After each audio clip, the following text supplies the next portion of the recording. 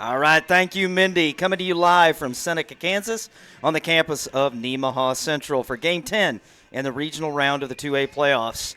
And the Play It Again game of the week in the state of Kansas, as your 7-2, 9-seeded Council Grove Braves will take on the 1-seed, the 9-0 Nemaha Central Thunder. Want to wish both teams the best of luck tonight. And again, shout out to Nemaha Central High School for giving us a heck of a setup up here in the booth, sitting here on the east side.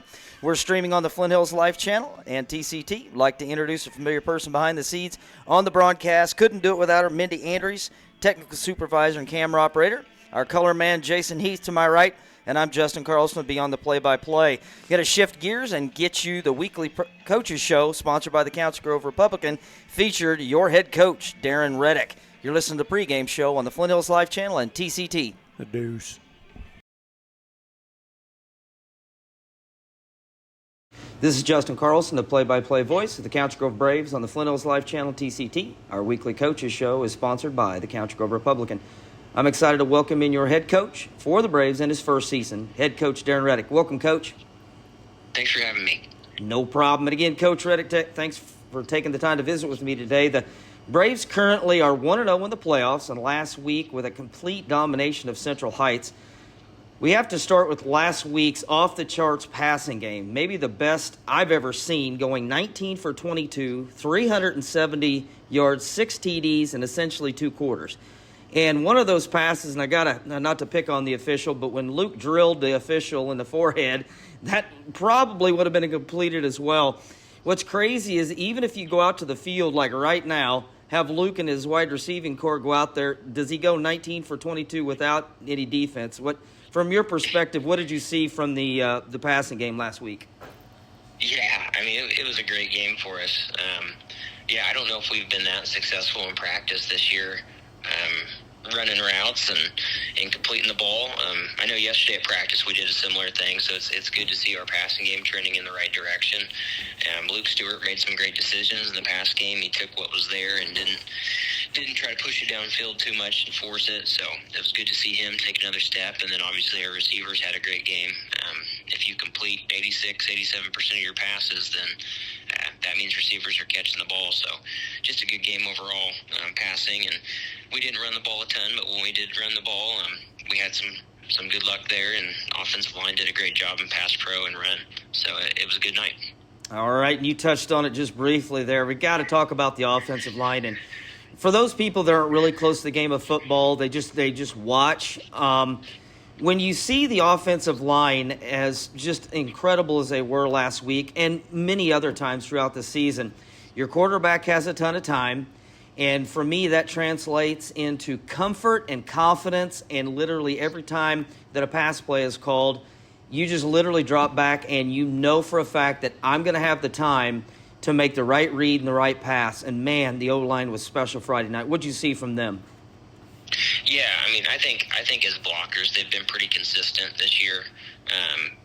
The Osage game wasn't the greatest game for us up front, but outside of that, I mean, in terms of execution of our responsibilities, it's been great. Really, they've been one of the best offensive lines I think that we've ever had, at least in my time of watching Council Grove football. So they're doing an excellent job. We talked about cleaning up the penalties, and I think that they only had 2, maybe 3 penalties on them throughout that whole game, so it was a good step in the right direction there. So just real excited where they're at right now.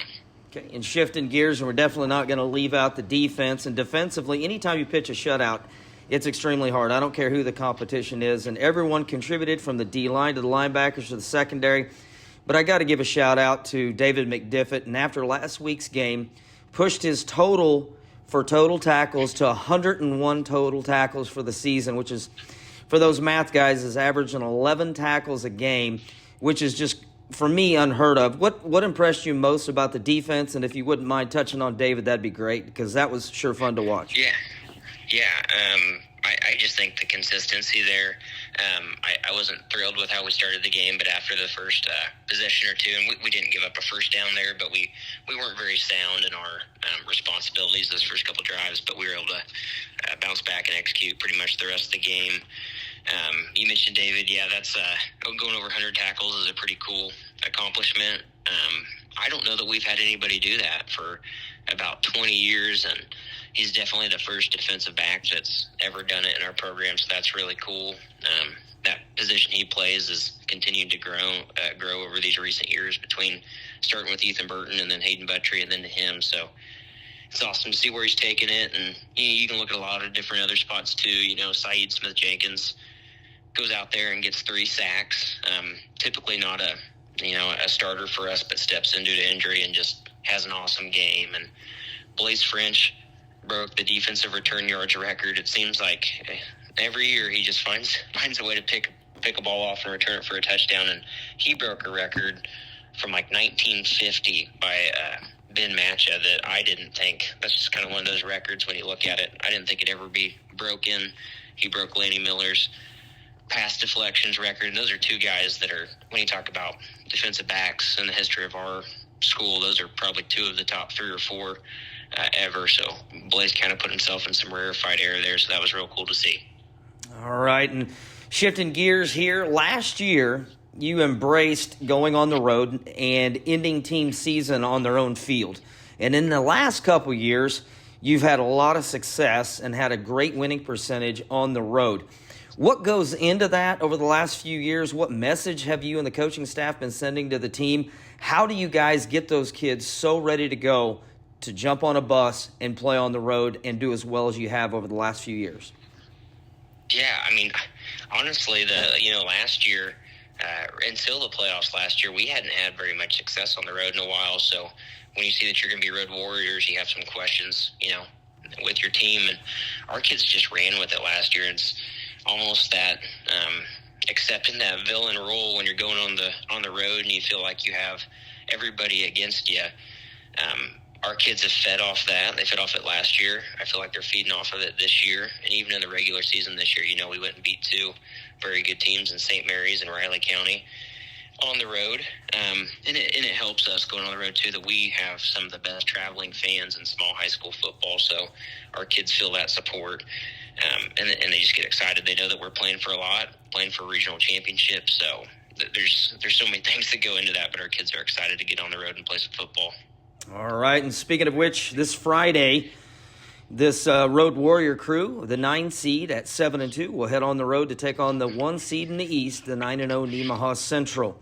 The Thunder was dominant last week over West Franklin. Everybody knows what they're going to do. It's going to be Carter right left, Carter Hike to the right, Carter Hike to the left or up the middle, maybe sprinkle in a few runs to the sides kid, and then a very rare pass.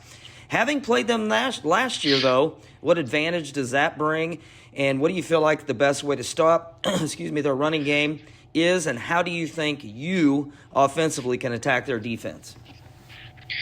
Yeah, I think they're pretty similar to what they were last year schematically. They've changed up some stuff formation-wise and some different pass concepts, but the run game's pretty similar. Defensively, for us to stop them, I feel like our kids do a pretty good job of getting their reads and being in the correct spot. But, Carter's a kid that is able to jump cut, not just to one gap. He can jump cut to 2 gaps across the other direction. So being disciplined on the backside of runs is even bigger this week than it's been in, any other week. And obviously tackling, it's easy to say we need to tackle better. Every team needs to tackle better, but this is one of those games where the talent he is, you have to stop him before he gets going. We got to get hats on bodies and within a yard or 2, because if he gets in the open field, it's asking a lot of our defensive backs to tackle him one-on-one in open field. So we just have to be disciplined. We have to mix up our looks. We're giving and not giving the same look the entire game with our front and our coverage. So we feel good about our game plan, and we're going to do the best we can to stop him and the rest of their talented squad. Offensively, I think we liked what we did last week with some of that no-huddle stuff, so we're hoping to build on that this week. And then our pass game, we've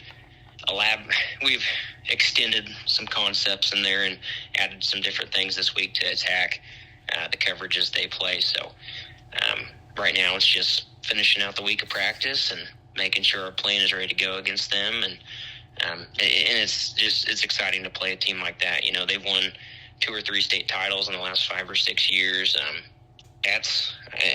We're not there yet, but we want to be mentioned with those teams. And the only way you get mentioned with those teams is if you go out and compete to beat those teams. And we need to take that next step. So I feel our kids are going to be ready to go.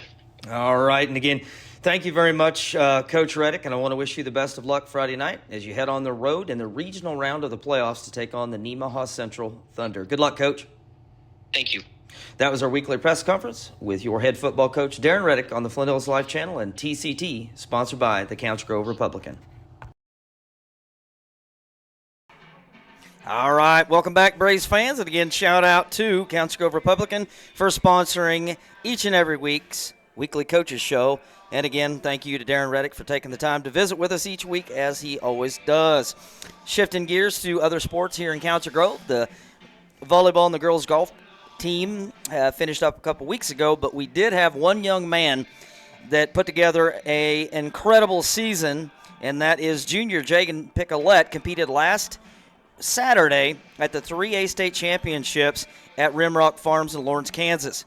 Jaden finished in 12th place with a time of 16:48, and that time was a personal record for him and the highest placing of his career. Just want to congratulate Jaden on all of his success this season, and obviously want to wish him the best as he finishes out his junior season. Definitely excited to see what his senior season can bring, not only in cross country, but in track as well.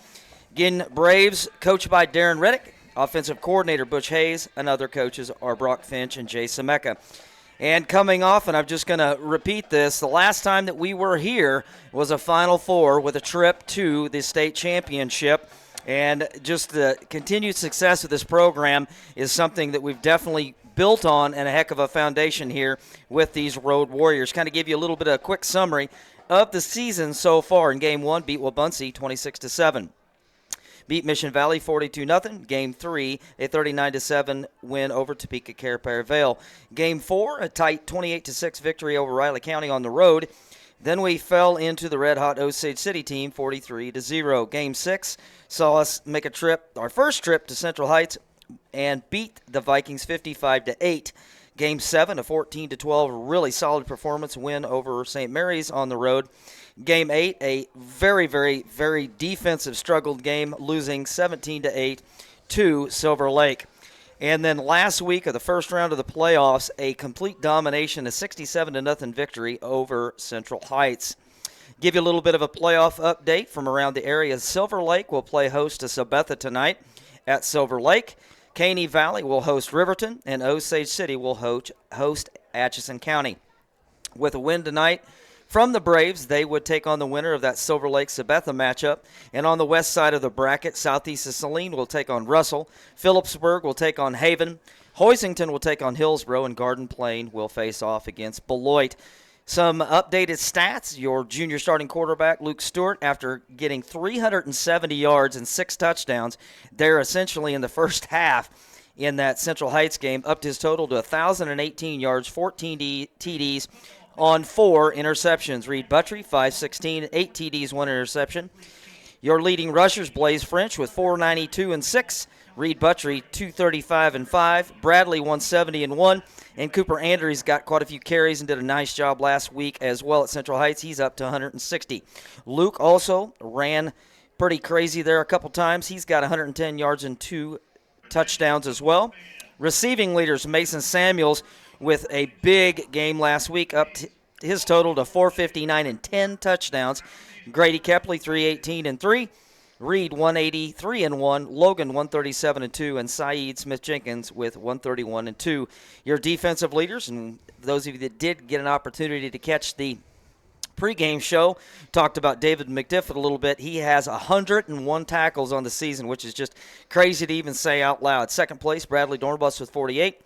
Caden Schmidt with 48. Reed Buttrey with 44. Tyler Hutchison, 35. Mason Samuels with 34, and Nate Seamers with 33.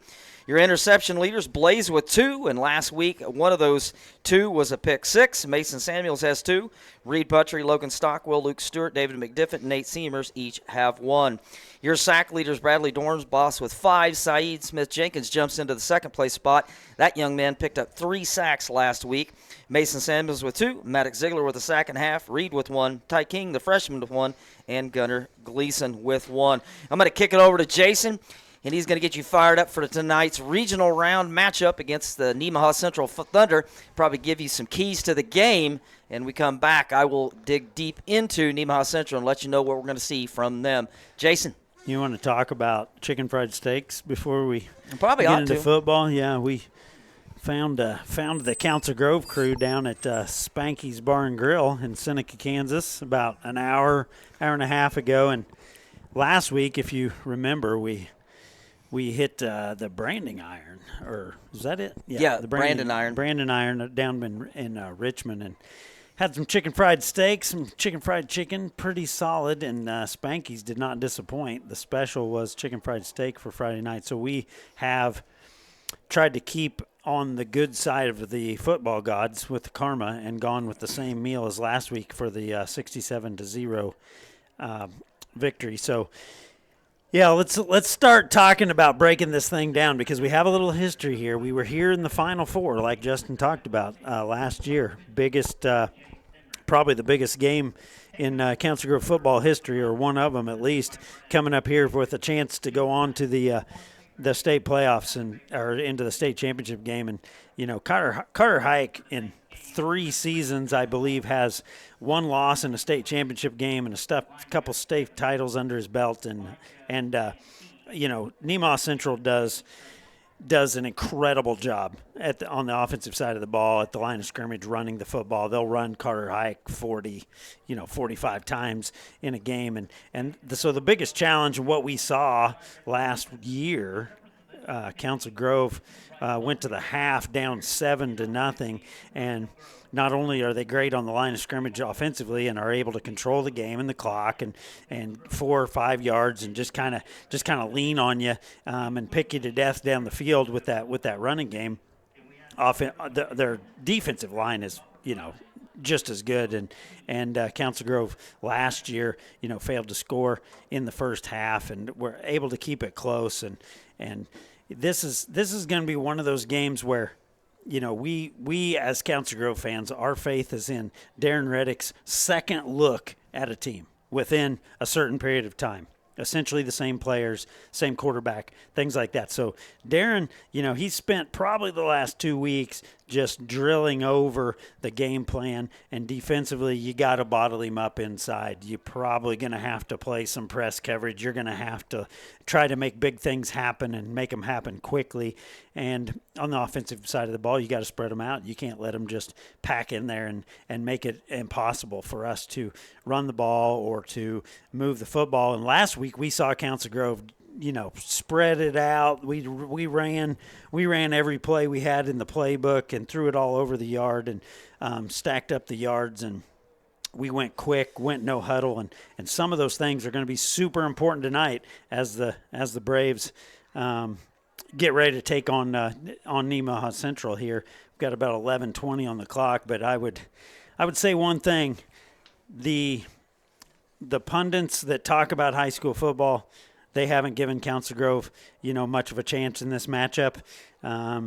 Obviously, Nemaha Central, you look at the scores, you look at everything on paper, and Nemaha Central is a pretty tough opponent to play. But there's a reason why you play the games. There's a reason why you get on the bus and you show up. And with this coaching staff and our guys, and I talked to several of them throughout the day today before they went to get on the bus, and this is a business trip. Council Grove has been road warriors the last 2 years, and this to me this feels like a trap game for Nemaha Central, for Council Grove to come in with this high flying offense with a lot of confidence coming off last week. And you never know, never say never, but I call this a trap game, and man, I'd love to see us start out quick. All right, thank you, Jason. And kind of talk about, Jason touched on Nemaha Central a little bit, and he mentioned the name.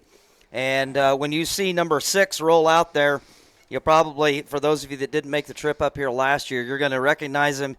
Still the same kid. Jason and I discussed it, and Jason mentioned he almost looked like he might be a little bit bigger than he was last year. And we'll give, again, number 6, Carter Hike.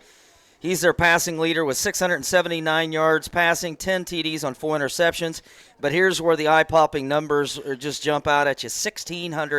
23 yards, and 30 touchdowns. Other rushing leader is going to be number 5, Jaden Seitz. He's got 470 and 7 touchdowns. Receiving leader, number 10, Caleb Strathman, 443 and 7. And essentially, that is basically about the only guy that they really throw to. And looking back at last year's game, Strathman was the only, and again, number 10 was the only one that caught a pass last year in this game. It was basically Carter Hike left, Carter Hike right, and is essentially they're going to go to this kid, like Jason mentioned, 40, 45 times a game, because if it's not, or I mean, if it was working, why in the world would you change anything? Their defensive leaders for the Thunder. Number 30, Conan Sudbeck has 87 tackles. Number 25, Sullivan Haverkamp with 71. And number 20, Jack Mackey with 61. Our current temperature here up in Nemaha Central, up in Seneca, is about 50 degrees. Very, very light breeze coming in from the north-northwest. Shouldn't affect the passing or the kicking game too much at all. And as the cool night starts coming in, I would say maybe by the fourth quarter, probably looking about 46, 47 degrees, but a beautiful night for November football up here in the regional playoffs at Seneca, Kansas. Got the dance squad getting ready to sneak out onto the field here. Probably going to have the national anthem here shortly. We'll bring it back at the time of the captain's meeting and the coin toss, but ready to get this playoff game ready to roll, and super excited that you're watching and listening at home. You're listening to Pregame Show on the Flintos Life Channel and TCT. The Deuce. Officiating the game. Sporting events have a much better atmosphere when everyone involved is displaying good sportsmanship.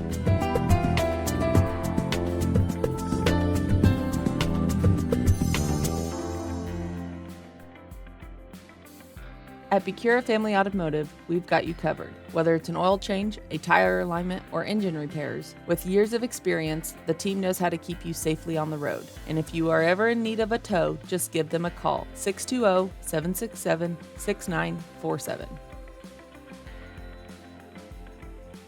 Alcogen is a global leader in developing and providing high-performance specialty materials designed to positively impact the environment. If you're looking for an inspiring and exciting career as part of a team who is passionate about its mission, work, customers, and the communities, contact us today, 620-767-5119, or apply online at www.alcogen.com/careers.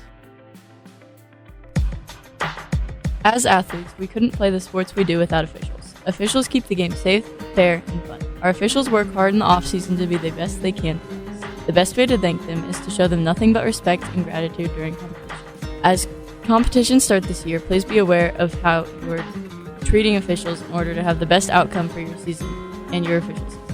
This is Trista Welty at Clearwater High School with a message from the Kansas High School Activities Association and the Student Advisor Team. Adams Home Store has been family owned and operated since 1969. They offer construction services for custom homes, outbuildings, boat docks, and more. Adams carries supplies for farmers and ranchers and has a big inventory of grilling, boating, and camping accessories. Located at 203 East Main in Council Grove, go Braves! Together with veterans in Morris County, Kansas, hopes to enlist rural veterans and their local partners to join forces to reduce veteran and civilian suicides in their communities. To learn more, join their Facebook group. Please remember, help is always near. It's okay not to be okay. The Tire Shop north of Council Grove is your one-stop shop for all your vehicle's maintenance needs, offering tire and oil services for cars, trucks, tractors, and even ATVs. With hundreds of tires in stock, the Tire Shop is here for you.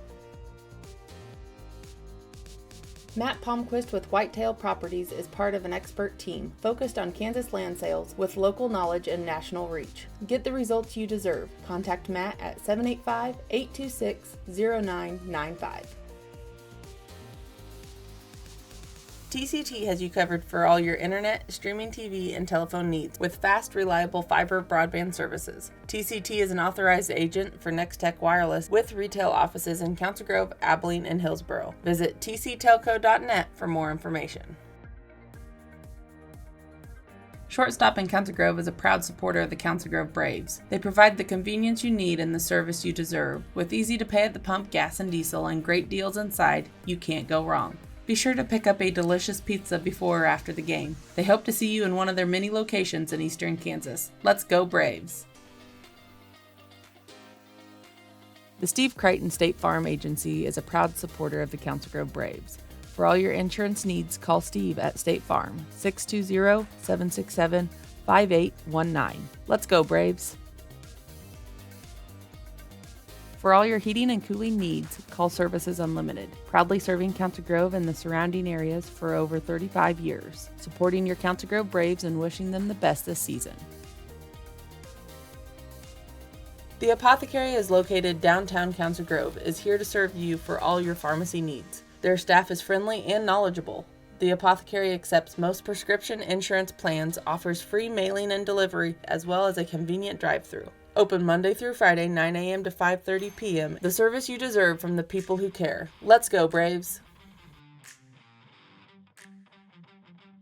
Located at 415 West Main Street in downtown Council Grove, Route 56 is your local game day gear store. Stand out in the crowd with a unique shirt or hoodie from Route 56. Don't settle for the same old shirt that everybody else can order. Show your school spirit and support the Braves by buying local from Route 56. Check out their online store, route56llc.com, at your convenience.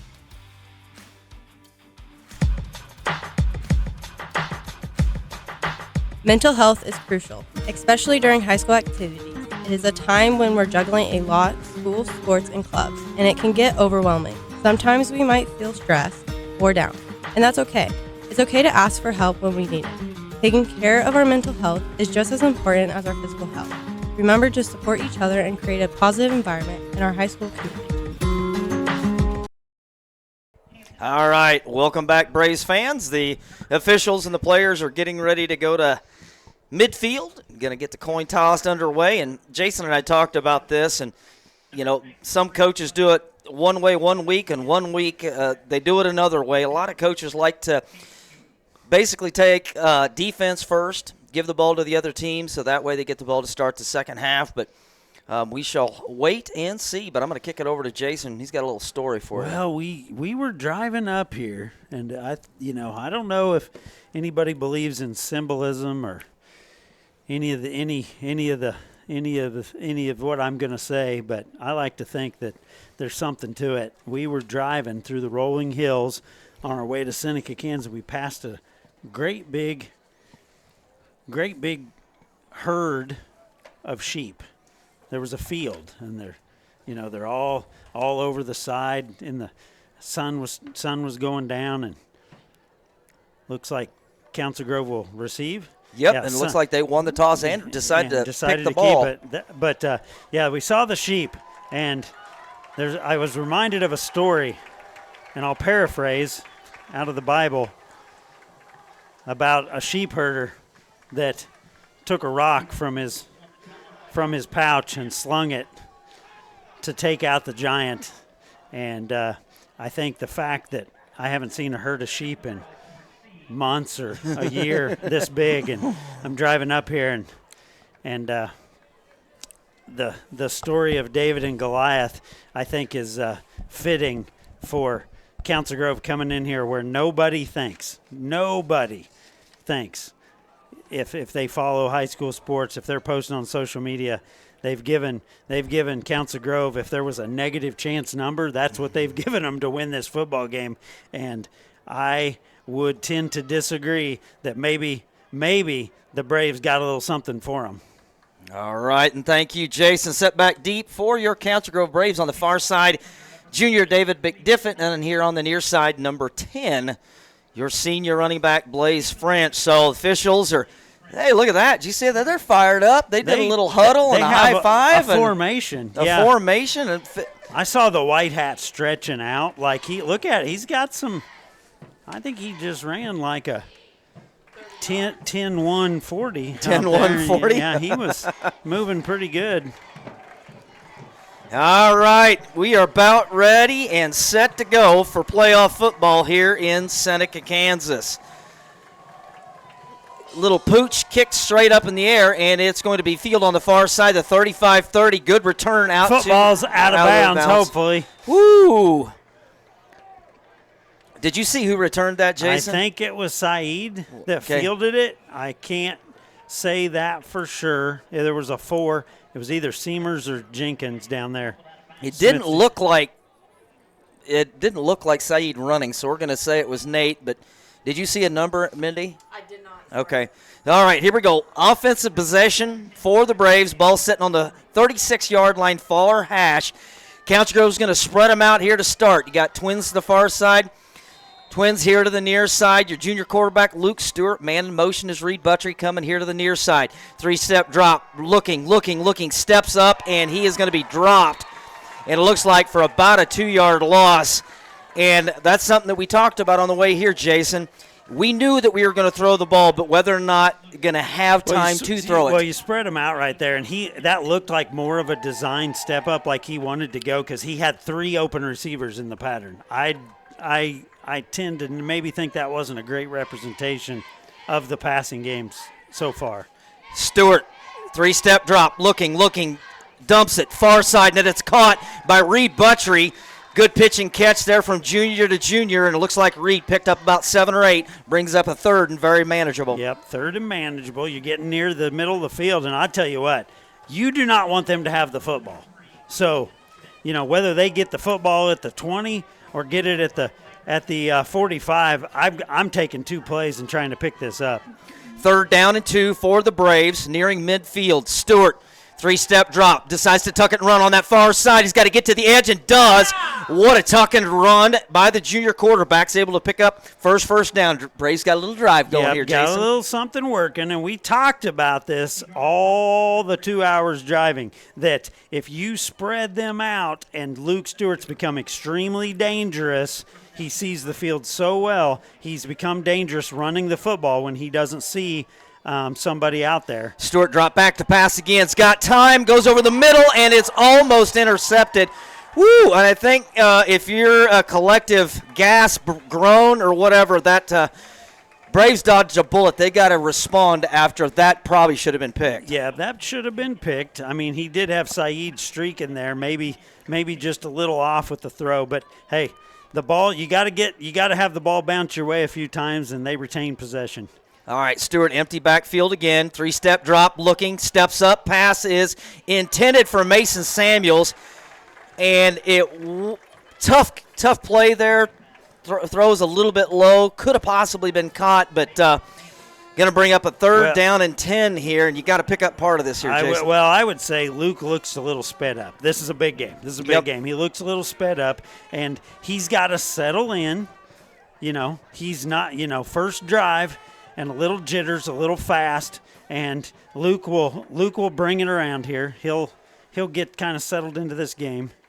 Man in motion is Blaze French. Stewart, 3-step drop, looking, decides to step up and run. He's got a chance to get to that first down. Does more. Down inside the 35, down to the 32, and I tell you what, when Luke Stewart gets out in the open field, not only is he shifty, he is extremely fast. Yeah, what a run. He's really fast. And I'll tell you what, he sees the field well, and that's what he's got to do right there. He's got to let it develop. We're getting them spread out, and then when he picks the spots, he's got to run to the openings, run to the boundary, try to stay away from contact.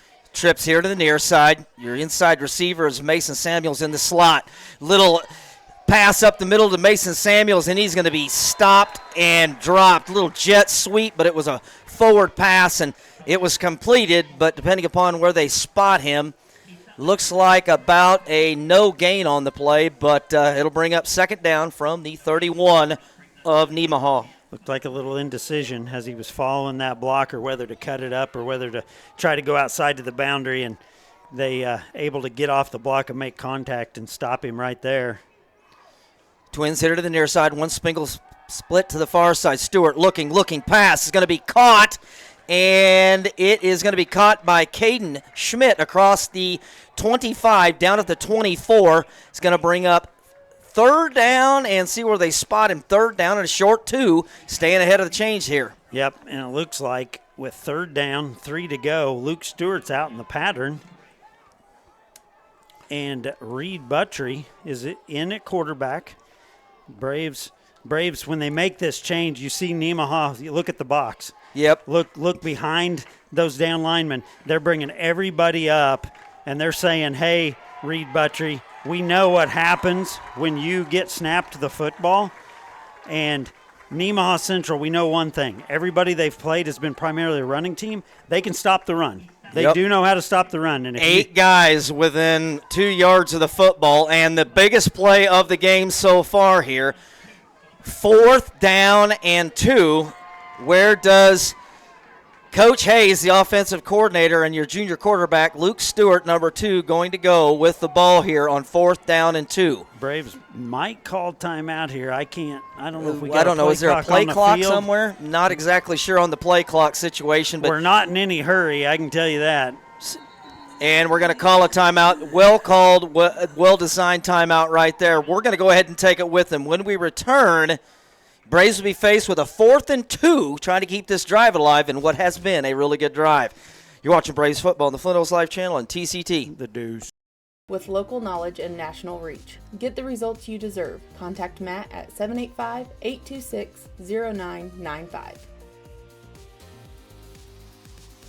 TCT has you covered for all your internet, streaming TV, and telephone needs with fast, reliable fiber broadband services. TCT is an authorized agent for Nextech Wireless with retail offices in Council Grove, Abilene, and Hillsboro. Visit tctelco.net for more information. All right, welcome back, Braves fans. First timeout of the half by either team. It will go down in the scorebook as a Council Grove timeout, 8:07 to play here. Braves faced with a 4th and 2, and they need the 21-yard line for a first down. Got trips here to the near side, one split to the far. In the backfield is Reed Buttrey. Stewart, hard count. Going to be a zone read play action pass, and it's going to be tipped. Goes in and out of the hands of the defender trying to go for Blaze French. So the Braves drive stalls, and Nemaha Central will bring that offense and Carter Hike onto the field. But you know what, Jason, you hate to be that close and not, give yourself the opportunity to score there. But you know what? If I can remember last couple drives last year, it was 3 and out. We couldn't do anything. We just took the ball, marched it down almost to the red zone, and I think that's considered a success. Yeah, that's a success at this point in the game. We needed to prove we could move the ball. We kept their offense off the field for a minute, and now Braves need to hit him, and hit him some more. And Gunnar Gleason, I think, was trying to get a head start, and he jumped the gun there. We're going to have 1st and 5 here to start the Nemaha drive. Yep, Gunnar likes to be super aggressive, and he gets caught up in some of the emotion early. We've seen old 78 get a couple of those, but he'll settle in here. All right, trips to the far side in a weird formation. Got an offensive lineman clear on the far side, split out. Hike redirecting traffic, and I think it was just some window dressing. Going to make poor 77 and 74 run that far for one play. Double tight formation here. Here's Hike. Going to be a end around, and that goes to number 10, Strathman. A little bit of trickeration here. Everybody in the entire stadium thought that 6 was going to get the ball, but instead they give it a 10, Rathman on the jet sweep. Yep. Put ourselves behind the 8 ball. Now you reset the chains, and now here's where you got to be disciplined. Ball's sitting at the 33-yard line. You need to make them punt the football. All right, here you go. Hike has got Seitz in the backfield behind him. Seitz goes in motion here to the near side. Going to be a zone read, QB keeper up the middle. Hike is dumped. And honestly, I don't know if anybody got credit for the tackle, but we got so much pressure up front, pushing the offensive lineman back in the backfield. One of his own guys knocked him down. Good pressure. He may have tripped there off of their feet. I didn't see why he went down. Yeah, and Saeed may have got a fingernail or a hand back there. But at any rate, that's a loss. That brings up 2nd and 11, and the Braves really got to put them in situations they don't like, and one way to do that is don't let him get started running the ball. Hike out here directing traffic. Man in motion is Seitz. Hike going to call his own number, going to bounce around the other side, and he doesn't get much, maybe 2. It's going to bring up a huge 3rd down and 9. So, Jason, if you're the Nemaha Central offensive coordinator, you don't throw the ball a whole lot here. You've basically relied on 6 with his legs. You're going to throw the ball right here? Well, what they do what they do, and they did it to us last year, and what it looks like Darren's not falling for as much is they spread us out last year, and we were like, oh, they're going to throw it, and then they would run it. And it looked like on that play there, they spread us out, and we said, no, we know you're going to run it. And all right, here we go. 3rd down and a long 8. Hike, play action pass. He's going to go ahead and roll out. Pass is going to be almost intercepted, intended for Strathman. Jason Hike, Jason, that's wrong, Jason Heath. We are in Nemaha Central, and their very first drive, Council Grove's defense came to play. We're going to see the punt. Yeah, we're going to see them give us the football back. I mean, never say never. Watch for tricky stuff. Watch for, good football team in playoff situations. Going to get run gunner off, get him a break there. But, yeah, we needed the football back, and I'll tell you what, Blaze French can make this really uncomfortable if they kick it to him. Here's a snap, a little bit high, able to get the punt away, a little end over end. It's going to take a Nemaha Central roll and going to check up at about the 31-yard line. So Council Grove will start their second drive in about the same position they started the game. And I tell you what, Jason, this is I'm liking what I saw from the defense, and I'm really liking what I saw from the offense. Yeah, we got to keep the ball protected. We put it in harm's way a couple different times, ball tipped up, but Braves have settled into this game now with an offensive and a defensive possession where they've been on both sides of the ball. So you're seeing maybe a little pep in the step, maybe a little time to think about what they saw with the play calling, and you'd really love to see the Braves just ram this thing down their throat. Twins to the far side, Twins here to the near side. Stewart. 5-step drop, looking, pass over here to the near side, intended for Blaze French. And I'm like Jason. It looked like you've got a whole bunch of guys that on defense, I'll just say this, on defense, you can be overamped and still make good decisions and make good plays. Offensively, when you're running 5 wide pass plays and everything else, you've got to be calmed down and relaxed. It just seemed like we're a little bit too amped up here. Yeah, we're amped up. We got them spread out. I think we're excited because we like our game plan. I mean, he's pressing a little right now. All right, here we go. Stewart, 2nd down and 10. Looking, plenty of time. Pass far side. It's going to be caught by Reed Buttry across the 50. Ducks his shoulder down at the 47-yard line. And I tell you what, you give number 2 that much time, he's going to pick you apart. He will pick you apart. And let me tell you, you get attention on 34 from everybody, and Reed able to slip out there. He's just wide open. Pick up about 25 on that 2nd down and 10 play. And here we go. Braves are going to spread it out. You got Blaze French in the backfield. Here's going to be a snap, going to be a handoff left side. Blaze has got some running room, spins ahead forward, and is able to pick up about 6, give him 7. And I tell you what, we got a little momentum. Well, you've spread them out to the point that they weren't even really rushing the passer that much. They're trying to play, keep it close to the vest at the line of scrimmage because 2's taken off on them a couple times.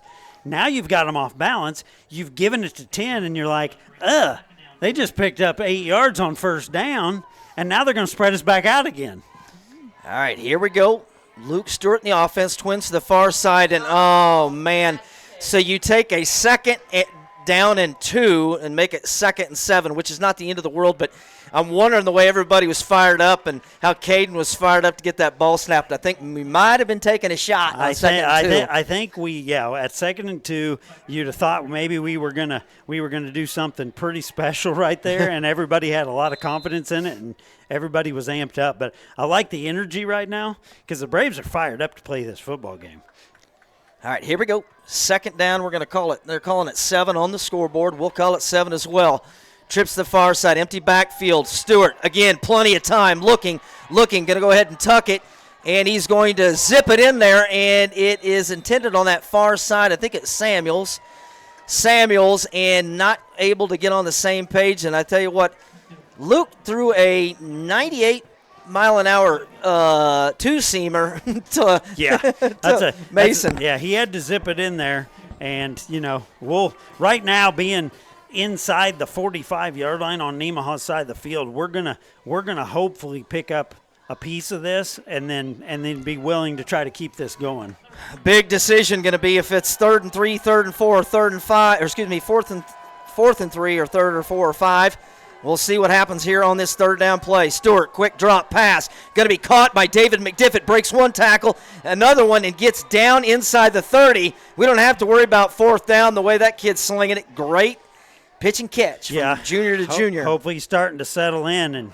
And David not a primary receiver, which is something you can really throw at him. You know, they had Mason all the way out here, split out wide and drawing a lot of attention to other places, and David finds a soft spot in that zone. All right, here we go. Stewart claps his hands. Going to be a pitch play to that far side. Blaze has got some running room and breaks one tackle. Not able to break the other one, but good positive gain there on first down for Blaze, and it looks like he picked up about 4. I think going to be second down and 6. Smart, pitching it to the edge. The way we've kind of started this game in the game plan, Blaze is fast enough to get out there. He picks up 4, maybe a short 5 on first down, and that's the kind of balance that we need out of this offense. And then, you know, just rock them to sleep and then hit them somewhere here close and try to get this thing in the end zone. Here we go. Stewart going to be a QB keeper up the middle, trying to find a little bit of running room and runs into the entire purple student body. It looked like they might have given him a positive gain. It's going to make it third down and probably about 4, but definitely 2 down territory. Ball just sitting on the inside of the 25-yard line. Yep, clock running, under 3.5 minutes here, and Braves trying to keep this drive alive. Love to pay this thing off. One split far, one split near. Keep an eye on Mason Samuels on that left slot side. Stewart, 5-step drop, looking, going to have to break contain, and he is going to be dumped and sacked. And I sure would have liked to have seen when he got ripped down, that second man that came in could have drawn a little bit of a late hit flag, but huge defensive play by Nemaha. Yep, Nemaha timed it up right there. It was going to take a little bit to develop. He's trying to get his feet and just no time. But, yeah, fourth down and about 14 yards. I don't know. You know, the way that defense looked, you might almost consider angle kicking that thing to the 5. But it looks like Council Grove's going to keep their foot on the gas. 4-man rush coming from Nemaha Central. Kind of keep an eye on the backers, see if they're coming, and they are bringing one extra. Stewart looking, pass over the middle. It's in and out of the hands and intercepted by Sight. Sight still on his feet, and he's going to be finally tackled down at the 33-yard line. So a great pass, just wasn't able to connect to hit him right in the hands, so you're not going to put that. You know, he had to go up. He got 2 hands on it. It was fourth down. They're taking over with the ball deep in their territory. You got to just keep your chin up on that and say, hey, if we would have punted to them from way back last season, they would have returned it to right there. So no harm, no foul, really. And Braves will bring that defense back out and see if you can put the clamps on Carter one more time. All right, here we go. 2 split here to the near side. Hike and Sights in the backfield. It's going to be a QB keeper run, and he is going to be dumped and dropped. Council Grove's front crew is getting in there. Yeah. First man in there was Reed Butchery, and then Tyler Hutchison finishing him off. Yeah, Tyler Hutchison spun him around and got him to the ground with a little bit of force, and that's what you can't let him just relax and play this game like he's sitting in a recliner. You got to hit him. You got to make him uncomfortable, and then you got to make him tired. Yep.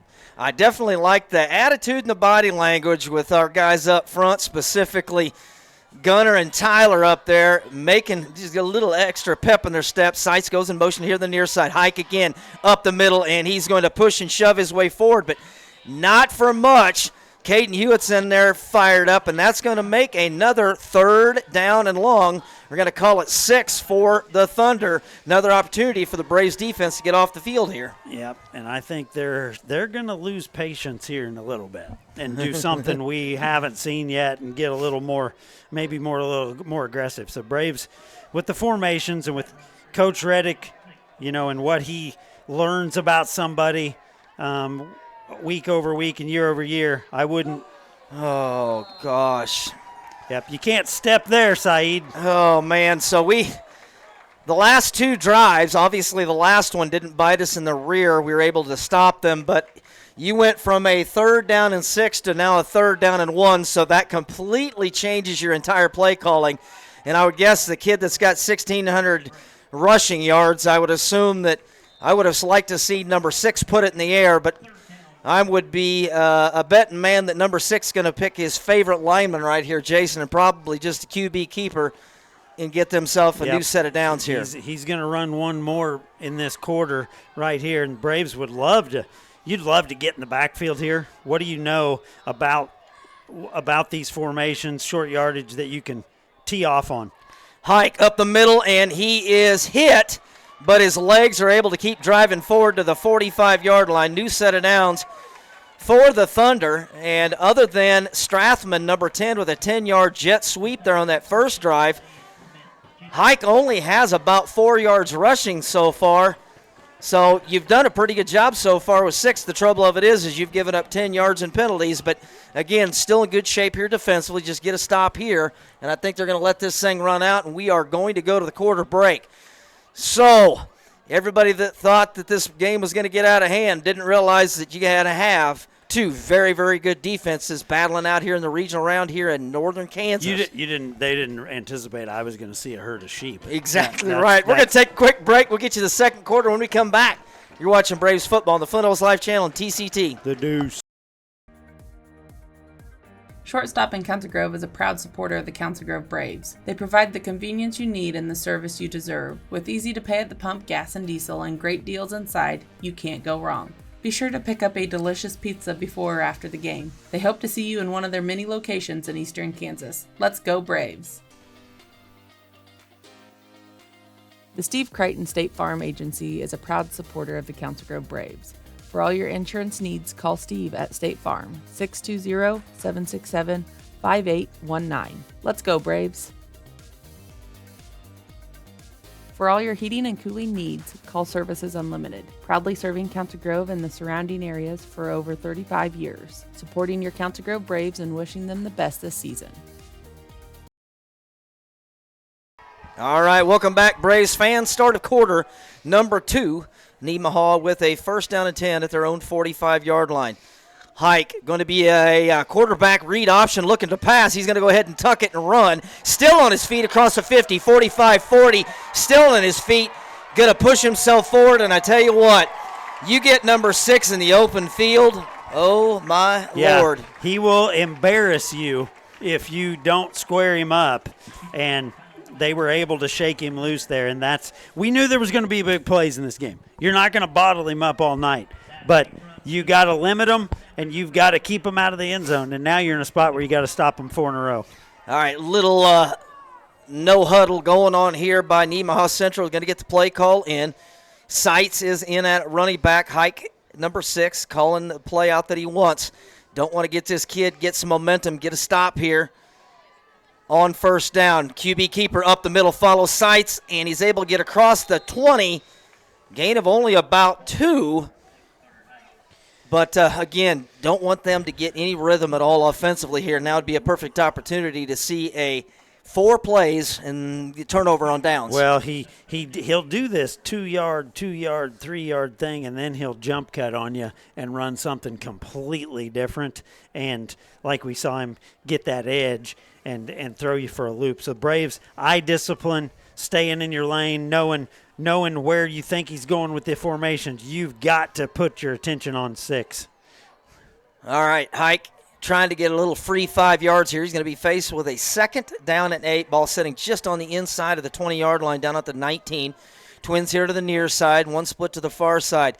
Hike is going to be a keeper to Seitz, and Seitz breaks 1 tackle. Not able to get past the 2nd tackle. Is going to be knocked down there by Maddox Ziegler. Inside the 15 down to the 14. Going to bring up a 3rd down and a long 3.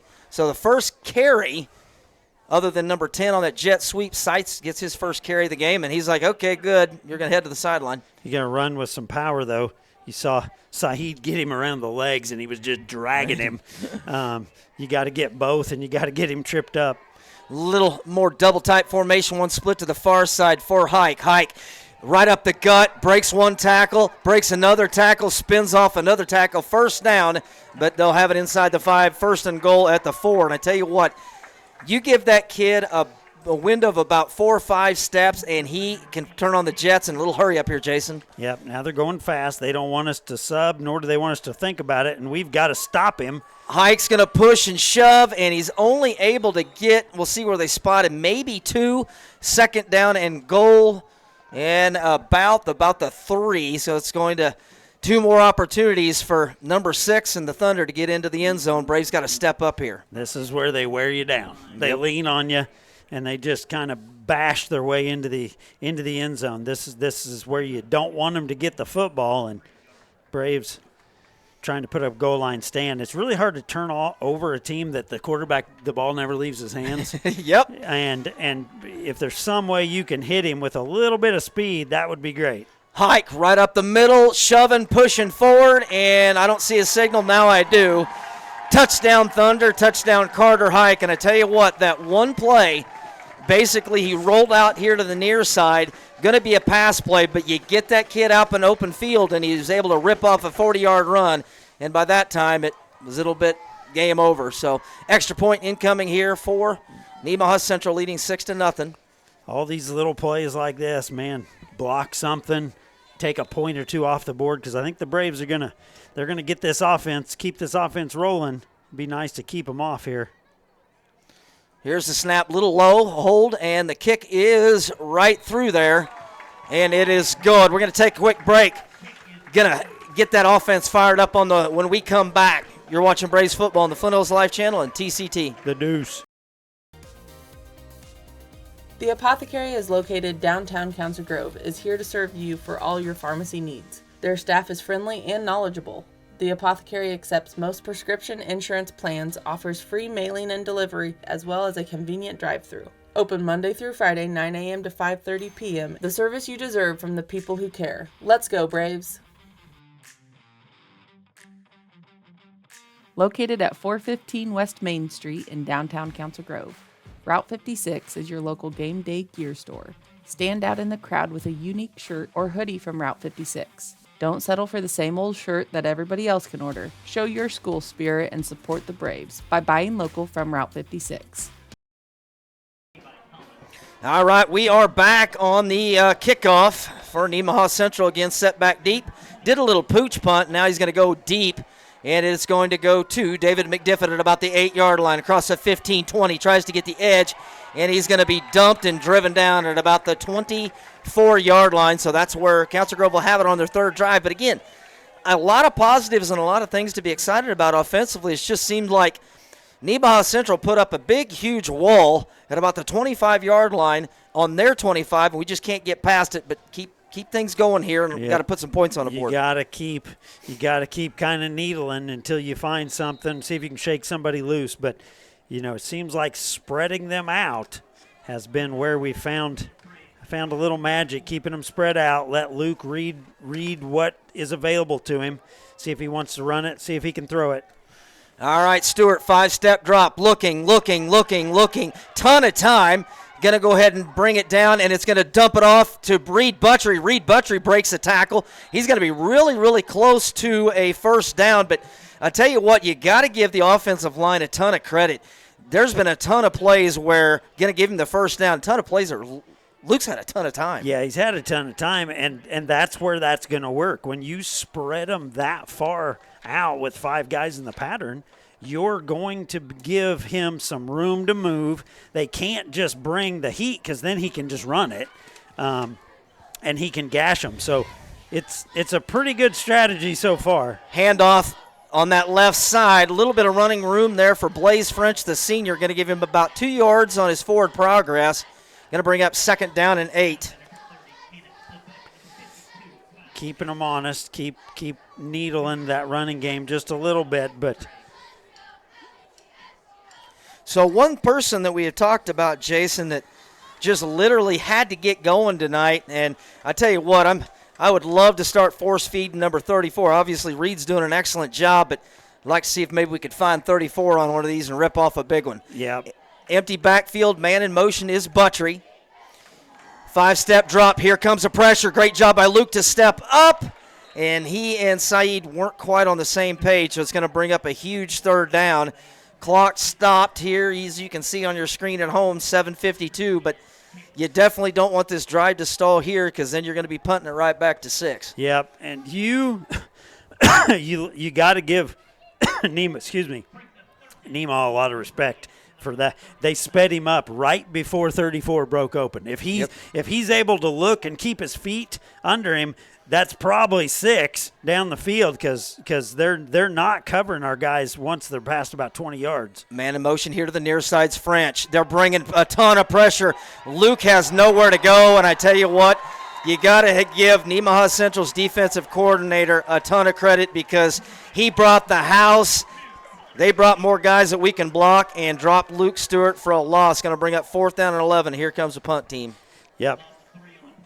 A lot of these plays are taking a long time to develop, and against a team like this, I think moving to something a little hotter, a little quicker in that passing game may be more effective. Reed Buttrey set up shop at his own 21-yard line. Good snap. He's able to get the punt away, and it's going to be caught at the 40, 45. Strathman still on his feet, and great ankle tackle by guess who? The tackle machine. David McTackles. David's out there doing it all. But great field position into Council Grove territory at the Council Grove 48-yard line. And I tell you what, at this point of the field, if you could keep them from getting a first down. Well, you're going to have to because they're not going to punt it to you, I don't think. Nope. So here we go. Come on, defense. Keep that energy in the front 3. Keep getting home. Hike. Going to be a inside handoff to Seitz, and ball's out, and we recovered it. Caden Hewitt's able to get on it, and that first initial hit was Tyler Hutchison, and he literally put his hat right on the football. Yeah. What a great play by Hutch. What a great recovery by Hewitt. Well, we just talked about the only way to get the football is to get it out of 6's hands, and they handed it off for us, and what a shot with the helmet right on the football, and they get it loose, and that's got to put a little spring in your step. You just improved your field position. Braves got to get this thing working. And Alan, to be honest with you, I bet you that we probably will not see anybody else probably touch the football in the run game. Going to be a man in motion and didn't have enough people in the field of play. And right now the coaching staff and the people wearing purple, we're going to keep it here, Jason. A little bit of frustration there on that side. They had all the momentum in the world, stopped us on a 3-and-out, got the ball back, handed it off to Seitz, and Seitz fumbled it, and now you can't get the right personnel out there defensively. Now would be a perfect opportunity to march right down on the field and tie this game up. Go get 7.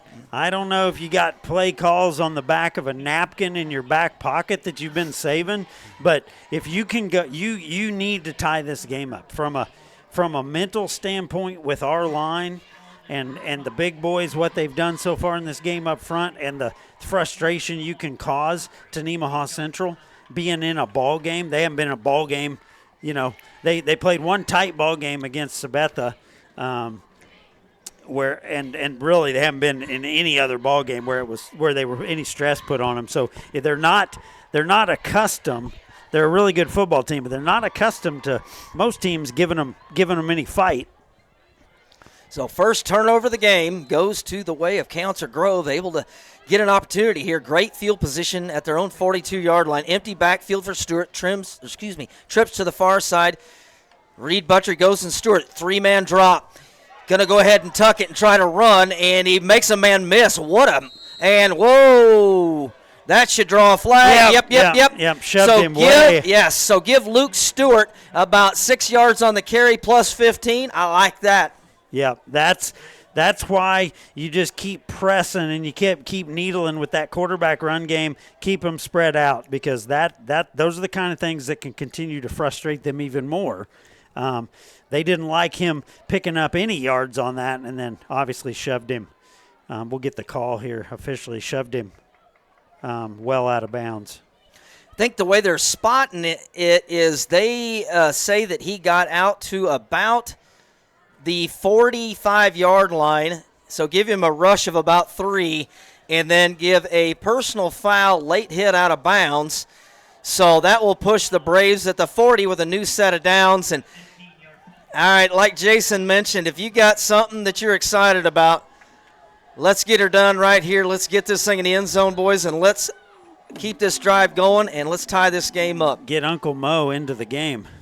Stewart, three-step drop, looking, pass, going to be caught. Caden Schmidt with it. Hang on to that ball, Petey. And he's able to get down to about the 24-yard line. Sorry, I tried to throw that in. Little remember the Titans. But what a throw, what a pitch and catch. And where we've seen Luke be comfortable are when those receivers kind of settle in that zone, find those open holes, he's really putting it right on them. And that seems to be a little bit of an issue right now in that Nemaha backfield. And if something's working, I say just keep kind of needling at it. 18-yard pickup from Stewart to Caden Schmidt. Empty backfield again for Stewart. Going to feel some pressure here. It's going to be pass over the middle. It's going to be caught by McDiffit, and he's able to get down. About near to the 10-yard line, and that's going to be good enough for 12. The chain guys are moving, so Stewart's got a little rhythm going here. He's got some rhythm. And did you see him, a little theater? I saw him talking to Saeed, patting him on the head, looking like he was, hey, 14, you're going here. Like maybe he didn't understand the play, and then he went right to the other side of the field to David. I don't know if that was acting or what, but it worked.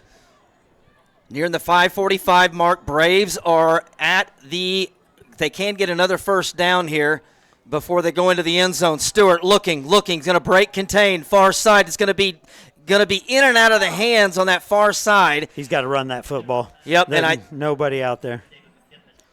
So brings up 2nd and 10. They're going to say the ball's on the 11, so if we're able to get inside the 1, we can pick up a new set of downs here.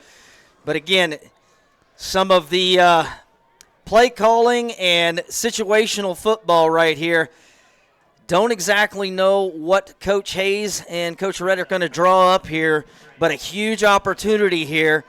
And they've been driving the ball against Nemaha all night long. You gotta pay it off right here. 2nd 10, clock stop, 5:33 after the incomplete pass. Looks like they might be bringing pressure. Stewart steps up, and he's running for his life and runs right into the arms of a defensive lineman, and he gets dropped for a huge loss back out to the 19-yard line. And Jason, you're almost going to have to get that kid out of the pocket right now. It's too long. It's taken too long to develop. These guys are they're gonna blitz when they have to, and the timing's unbelievable. He's had 2 lanes out there to the right where he's trying to get his feet set. He's trying to drop deep, and these guys are very good up front. And Luke's able to see things, and he's able to run at times, but we've got to get him on the move and keep him on the move. 3rd down and 19. More pressure coming. Stewart going to the corner of the end zone, and it is off the hands of the intended receiver and went to Mason Samuels on a corner route. And I'm a little bit biased because I wear navy and gold and white, but quite a bit of contact over there in the corner of the end zone. A lot of contact with 2, being double covered and going up high, trying to let Mason make a play on the ball. Mason gets a lot of grabbing and pushing, and being a big tight end, you're going to have a lot of guys draw a lot of attention. So 4th down and essentially goal, but 4th down and 19. Here we go. Coach Reddick and Coach Hayes have 2 timeouts left. Decide not to call one. Big 4th down coming. Stewart, and he is going to be dumped and dropped, and we got a penalty flag that came in late. We're going to have to wait and see. I can't see that they would that flag came in at about the same time that Luke was getting tackled. Face mask? Maybe a face mask, but you can't really throw a flag that late for holding. No, I wouldn't think so. And Caden was pointing like he knew what they saw or what they were calling. Maybe targeting? Yeah, if there could be. We'll have to wait and see. We're discussing. Something that carries an automatic first down. Automatic nice. First down. And that which way are we walking, sir? Hey. He's looking back. Is he? Because this is 3rd and 19. I'm wondering if it's not an automatic first down because it's 4th and 19. But we're walking south, so that's a Council Grove good thing. The Nemaha Central fans are personal foul, face mask on Nemaha Central. Yeah, so it'll be 4th and 8. Yep, 4th and 8. Wait a minute. It was 4th and 19. Was it half the distance? Yeah, half the distance. So here we go. 4th down and 8 for the Braves here. Getting another opportunity. Come on, offense, and I believe we're going to get a timeout by Coach Reddick.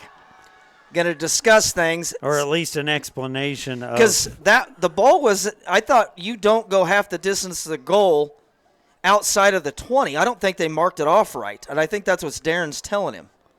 But are we wrong? Nope. Okay. All right, here we go. Ball at the a ball at the 9-yard line. And we're going to have a timeout by somebody.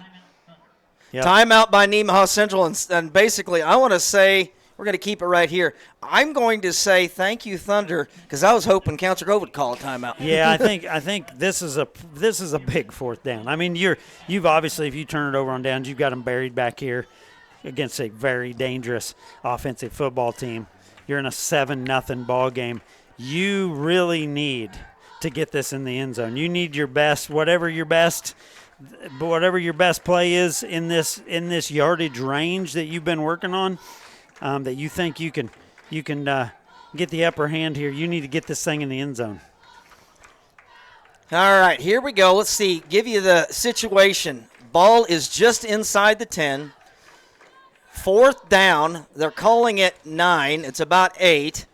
4:26 left to play. Ball is smack dab in the middle of the field, so you got equal distance from both sidelines here. See where 34 is. Mason Samuels on the far side in the Z outside receiver. You got Reed Buttry and Saeed Smith-Jenkins down here at the bottom of your screen. Here we go. 4th down. Luke Stewart, a lot of pressure coming. Steps up. Pass is going to be in and out of the hands of the intended receiver on that far side. And again, intended for Blaze French, but again, I don't know if there's much contact. We're a long ways away, but the kid never really turned his head.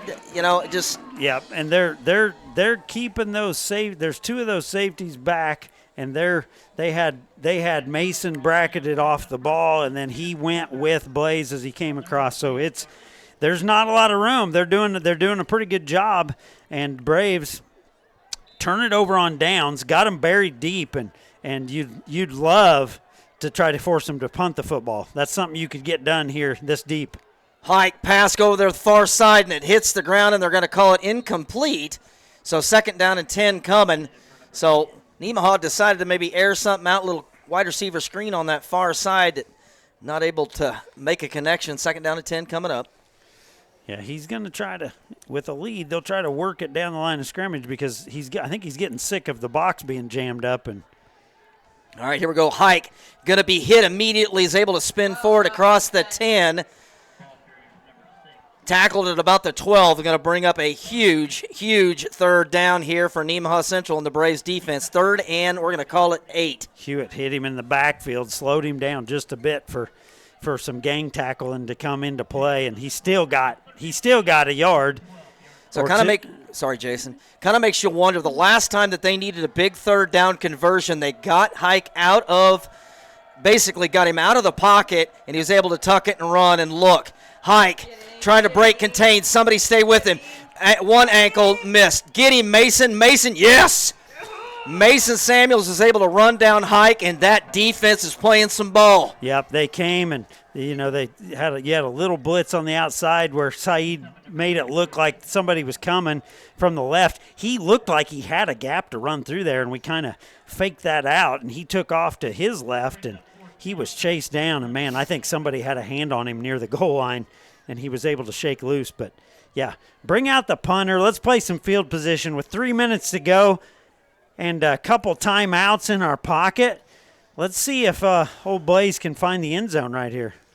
Yes, sir. Here's the snap, and Kick is away and goes off the side of his foot. Don't take a Nemaha Central roll, and it is going to. And still rolling, and wow. Right to midfield. Right to midfield at the 48-yard line. But again, 2:44 left. I'm going to say something, Jason, here. Like you had mentioned, we got 2 timeouts left, 2:44 left. Again, we've put together 3 very impressive drives, but we're just not able to get over that edge. But the one thing you don't do, even if we don't put this thing in the end zone, I know Nemaha's getting the ball to start the third quarter. Nemaha's quarterback cannot touch the ball the rest of this quarter. No, don't give him the football back.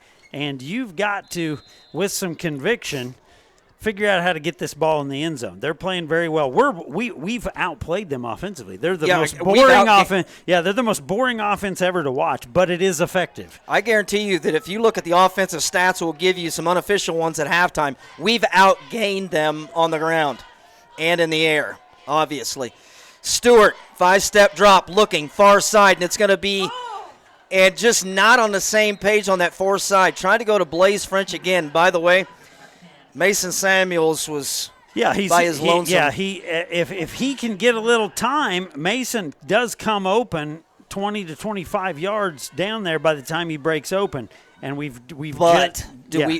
don't need that. Yeah, we don't necessarily need that. I think you can 5 and 10, you can nickel and dime these guys if you just get guys sitting down where we've had some success in those holes in that zone. So that play only took 4 seconds. 2nd down and 10 coming. Stewart going to go ahead and tuck it run. Great blocking up front. He's going to go ahead and tuck down here across the 50, down at about the 48-yard line. It's going to bring up 3rd down and a manageable 6. And I would say, Jason, just me, the way this defense is playing, if you don't get this, you've got to pin them deep and trust your defense. Yeah, you got to try to punt it and get out of this half with no more harm done. Try to get to the locker room. But don't give up here. If you've got one to get you to the 40, let's do it. Stewart, 5-step drop, looking. He's got Reed Butchery wide open. It's caught, and he is going to get it completed and the catch, but he's going to be 2 yards short. Clock is running.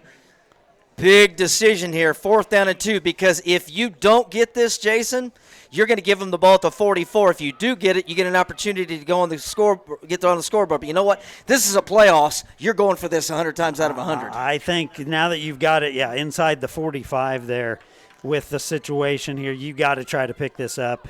You got it into a shorter yardage situation, and quite truthfully, they've only got 1 timeout. And the way your defense is playing, you got to trust that they can get you to halftime if you don't pick this up. Huge 4th down and 2 for the Braves. Stewart letting the clock run down here.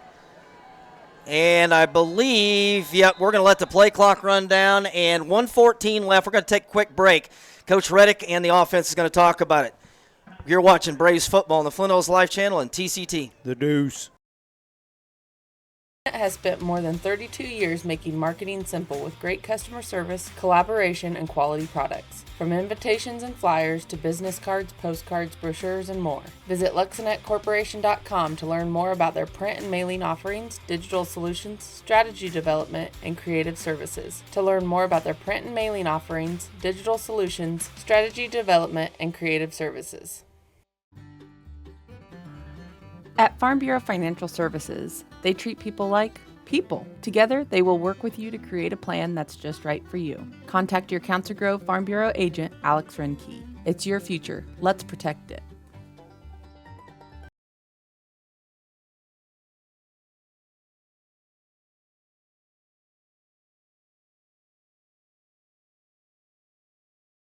All right, welcome back. 4th down and 2 for the Braves. Stewart, quick drop, looking, is able to find somebody, and it goes in and out of the hands of Reed Butchery. And if he would have been able to complete that would have been good enough for a 1st down. But because of that, we're going to have a change of possession. 1:09 left to play. Nemaha Central with 1 timeout and a very, very explosive running game. We'll kind of see here. If they do get the ball the second half, how aggressive do you think they're going to be here, Jason? I don't think they'll be aggressive at all. I think with the ball out of halftime, they've turned the ball over once in this first half. I just don't think they'll be super aggressive. They might run one play here and see what happens. And Hike going to have a man in motion that sights here to the near side. Hike up the middle. He's going to break one tackle, break another tackle, and looks like he does have enough for a close to a first down. They're going to say first down, so the clock will stop until they respot it. Now I think with one first down, I think we're going to probably see a lot more aggression here, so Council Grove's got to step up here. The last thing you want to do here is allow them to put together a drive. Hike, again, up the middle, and he is going to be hit and dumped after a gain of about 3. Clock winding here at about 44 seconds. We're going to get a timeout. Yeah, they call their timeout. So 44 seconds, 2nd and 7. And man, you just got to find a way. You got to let this clock run out.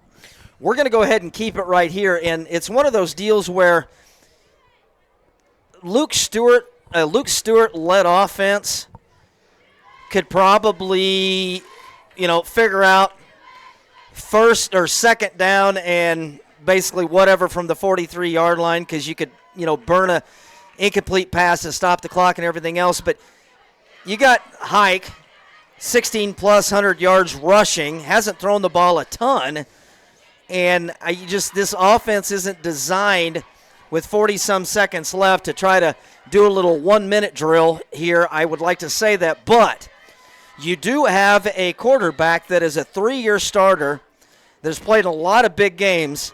I'm thinking in this situation, if he has to figure it out throwing the ball and has to throw it away, and because what scares me, Jason, is allowing this kid to get out in the open field and run. Yeah, you can't let him get in the open field and run, and what you'd like to do is have one of these receivers play a tip drill and let us pick the ball. Hike rolls out here to the near side. He's got some running room, and he's going to be hit and driven down, but not before he's inside the 30. Clock's going to start here on the ready at the 29-yard line. Hike, and he's just going to go ahead and spike it, an incomplete pass, and they're going to walk to the sideline and look for another play here. But 32 seconds, so a design basically QB keeper sweep to the outside led to a gain of about 14. Yep, and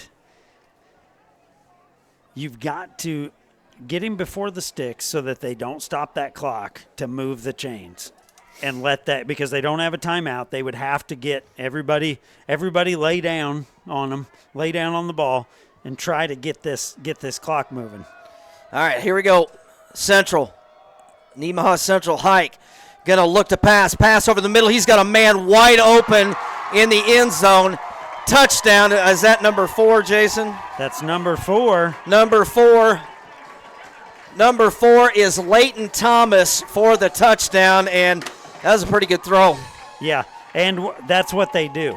They lull you to sleep with the rest of that game, and then he'll pop up when your corners think, oh, another run play, and you get gashed. And against the freshman, Easton Stowe's out there. He just runs right by him. All right, Braves trail 13-0 here. 27 seconds left to go until halftime. Snap, hold, kick up, and it is drilled. We're going to take a quick break, kind of reset things here, and we'll get you the kickoff here when we return. You're watching Braves football on the Fun Hills Live channel on TCT. The Deuce. Legacy now spans over 84 years. Their commitment to providing reliable, affordable, and safe electrical power to its members has never been stronger. As a cooperative, the safety and welfare of the members is always the #1 priority. The Flint Hills Rural Electric Cooperative is proud to support its Braves athletes. Go Braves!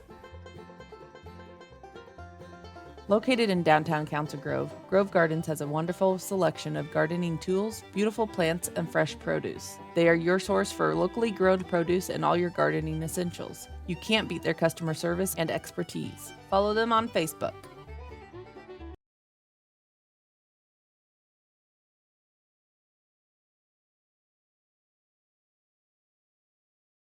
All right, welcome back, Braves. Braves in a tough spot right here, trailing 14-0.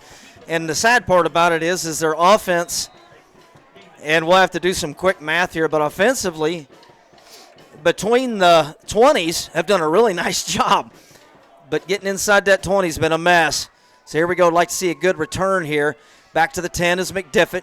Across the 20, cuts back into the middle, spins off one tackle, is able to get out to the 30, and the Braves will have it with 21 seconds left. Couple timeouts in her pocket, and be kind of curious to see. The one thing you don't want to do is be too aggressive and throw a pick or do something silly, but you don't get the ball to start the second half.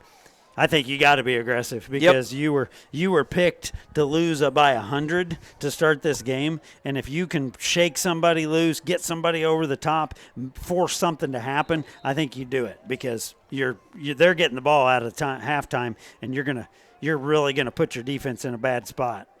You got David McDiffett far side out wide. You got Saeed Smith-Jenkins out wide here. Stewart looking. Going to be flushed, and he's just going to go ahead and throw it away, and it is intercepted, and he's going to step out of bounds. So 12 seconds left. Just keep everything in front of you here. Oh, boy. Yep. It can snowball on you in a hurry against a team like Nemaha Central, and you've got to regroup here. Don't let they don't have any timeouts. Don't let anybody get deeper than you. Don't get lulled to sleep, and try to get this clock moving. 12.8 seconds left, as you can see on your screens at home. And again, you don't mind if they catch everything in front of you. Just don't let anybody behind you at all. Trips here to the near side. Sights in the backfield with Hike.